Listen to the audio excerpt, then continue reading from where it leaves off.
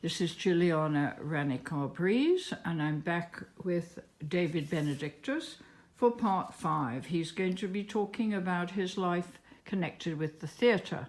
Do go ahead, David, and tell me how you got involved with the theatre. When I got back from America, having been doing the filming and having had a wonderful time there, ITV was just getting underway. New networks, and they all had little companies, ATV, Associated Television, and so on, Thames Television. And they had lots of money. It was called a license to print money, and they were doing terribly well. Series like The Avengers, which are still available to see on television. And they had a scheme to pass some of the money around a bit, which was to hire talented young people and send them out to work in theatres, to learn the art of directing, really, and then to come back to the commercial companies and do work directing for them. I thought that sounded like fun. I wrote up for an application. I was shortlisted, and I was finally appointed to work at Bristol Old Vic. The Bristol Old Vic, very beautiful old theatre, and I was unlucky in a way. For instance, a young guy who was sent to Coventry to work at the Belgrave Theatre in Coventry was called Trevor Nunn, and when he got there, the current director Peter Hall was ill, and so Trevor Nunn directed all the productions for the Coventry. I went to Bristol, and the director at Bristol was Val May, and Val May was a bit of a humorless old thing, and he never gave me anything to direct at all, which made the organisers of the Thames Television Director Scheme very cross. But Val May had said he liked my musical, which was called The Happy Hypocrite, based on a story by Max Beerbohm, and he would like to do that at the Bristol Old Vic in the following spring, and he said, you're going to have to spend all your time working on this with your composer, Tony Russell, and therefore I'm not going to give you any directing work to do. Actually, as it turned out, the Bristol Old Vic was the ideal place to do a musical because they had done a musical called Salad Days, which had been hugely successful. And so I was a bit miffed, writing programme notes, taking understudy rehearsals. It wasn't really what I wanted to be doing. So I got myself, first of all, a job at the Bristol Old Vic School, which was just about the best drama school in the country and still is for my money. And I had a class of actors whom I was teaching to act, that included John Caird, who was to become a director of the Royal Shakespeare Company, Jeremy Irons, Tim Pigott-Smith, and Chris Biggins. They were all in my acting class, and with those extraordinary talents, I did a production of a play called Tom Paine at the Arts Theatre in Bristol. And I don't know what they learned, but in years to come, it was really nice because I could call on any of those wonderful actors. And the Bristol Old Vic School had a continuing run of successes. For instance, people like Greta Scacchi or any number of successful actors. Sean, what's his name? Day-Lewis, he was at Bristol and so on.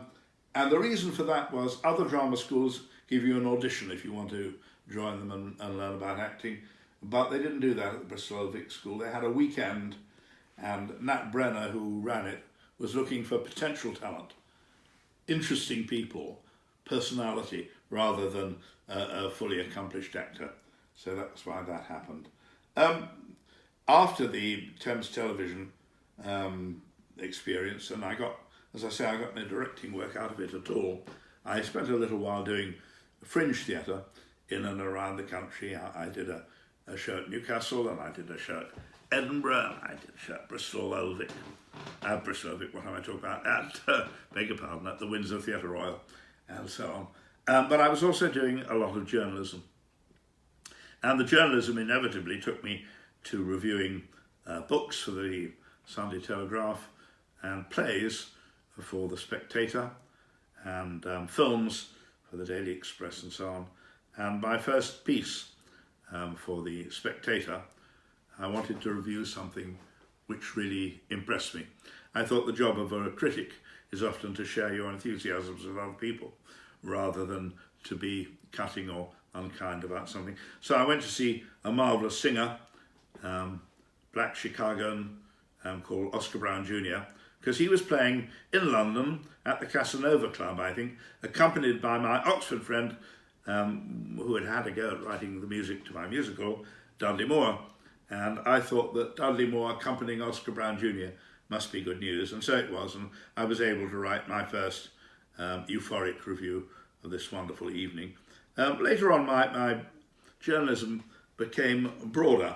I would write on subjects that interested me or that I was asked to write about. Such as what? One of the odder things, I was sent off to spend a week on the biggest nudist camp in the world, which is at Cap d'Agde in the south of France. And I was sent there with a photographer who was a girl whose father had been a naturiste. And so it was nothing to her to take her clothes off. But we arrived, it was September, so... Did you take your clothes off? Well, the first evening I thought, well, I'm going to have to bite the bullet. So I took my clothes off and... How did you feel? Well, not really embarrassed, I think. But as time went on, I became known as the Englishman with the cardboard box and the pink bottom. The reason being that my bottom had never been exposed to the sun like this before. Were you wearing a fig leaf? They all had smart belts to keep their necessaries in, and all I had was my cardboard box. And it was fun.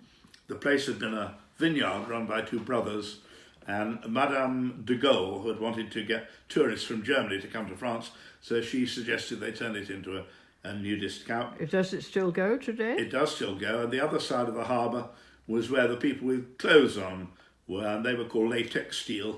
And we were les naturistes. And it was slightly embarrassing if you went to the supermarket to buy something. As you stood at the checkout, your necessaries were right opposite the checkout counter, and I found that a little iffy. And when I interviewed the two brothers, they were all dressed up in their office gear, and I had nothing on at all. And it was strange. How long did you stay there for? I was there for about 4 or 5 days, I think. Oh, okay. There was a big family next to us on the beach, and the photographer wanted pictures of them, and that they consisted of, I don't know, several children and parents and Granny, who was quite plump. And I had to go and ask permission if we were to take photographs of people. That had to be done. So I went over and I asked the Granny whether we could take pictures, and she said, "Est-ce pour le porno?" And I had to say it wasn't for the porno, and she was very disappointed, but anyway, we did it nonetheless. And there was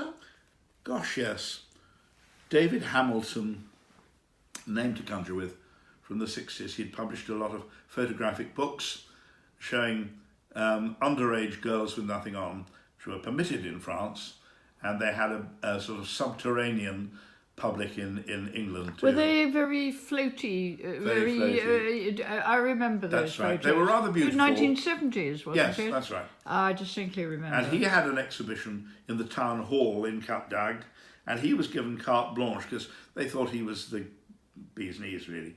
And I asked him if I could interview him as part of the piece, and he turned me down flat. He wasn't a nice man, I don't think. I might have guessed that he wouldn't be. I interviewed the American hostages who had just got out of Iraq and were on their way home. I interviewed Mike Brearley, the English cricket captain. Was this all in France? No, Come back. Back home. And the Radio Times was very good to me. They asked me to do not only lots of jobs, but very interesting jobs too.